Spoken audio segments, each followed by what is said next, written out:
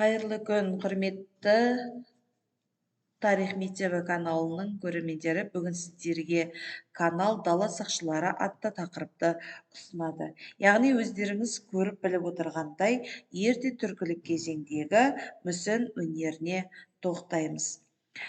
Жалпы қазақ даласында дала сақшылары өте көп кездеседі. Өйткені ол ежелгі түрік дәуірінде тастан қашап жасалған адам бейнесіндегі ескерткіштер еді. Балбал көне түркі сөзі.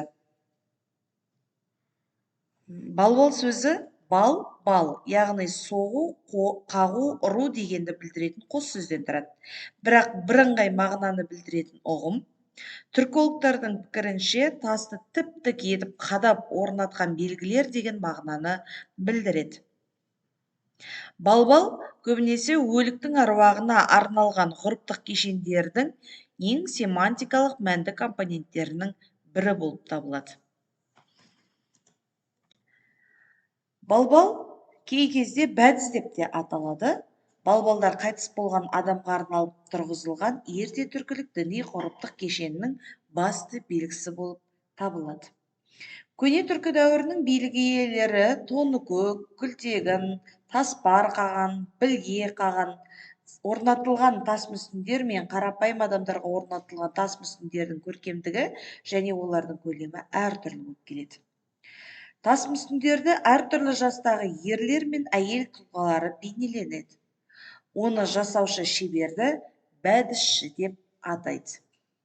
Ерте түркілердің діни ғұрыптық кешенінің құрамы кесене, қорған, балбалтас, сандықтас, бестас, мәтін жазылған бітіктас және тұғыртастан құралады. Ірі діни ғұрыптық кешендерде 10-нан 600-ге дейінгі тас ескерткіштер болған. 10 ғасырда қазақ жеріндегі түркі тайпаларының ислам дінін ресми қабылдауына байланысты балбалтас қашау ісі бірте-бірте жойыла бастады. Себебі ислам дінінің қағидасы бойынша адам мен жануар бейнесіне қарсы болды. Кейін келе балбалдарды ою-өрнек, араб жазуы қашалған құлпытастар, сағанатастар ауыстыра бастады. Балбалтастардың орналасуы көне Моңғолия жеріндегі Орхон, Енисей өзендерінің бойынан кездеседі. Кейіннен ол Қытай, Қырғызстан, Қазақстан, Ресей аймақтарына, тіпті Кавказ жерлерінде де орын алады. Яғни түркілердің әлем елдерін жаулап алу кезеңінде түрік және батыс түрік қағанатын құрасқан уақытта өздерінің жерлеу дәстүрлерін бірге алып жүргені белгілі болды.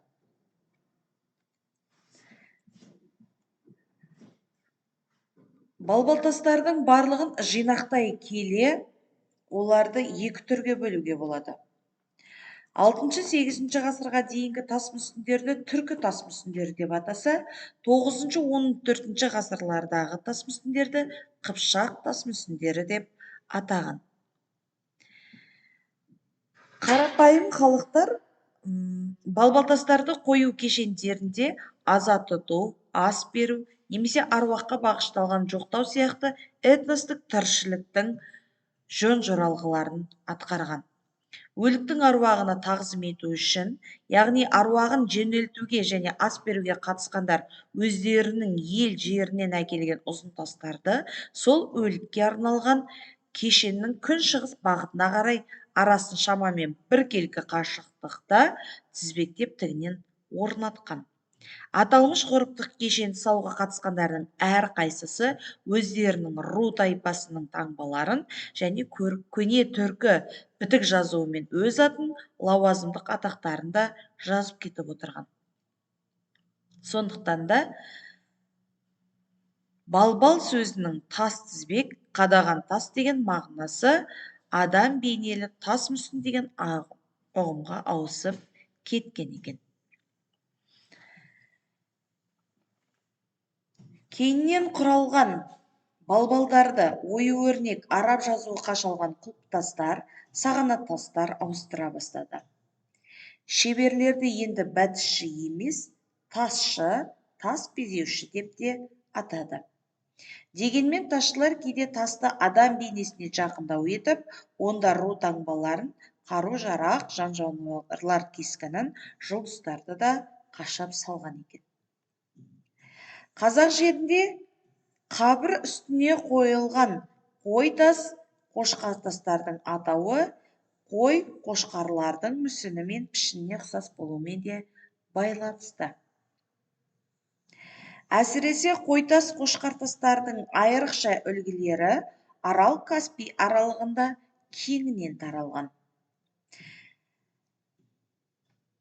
Қабір тас ретінде тұрғызылған қойтас, қошқартастар қазақ халқының сәндік қолданбалы өнеріндегі тас қашау өнерінің бірегей үлгілері болып табылады.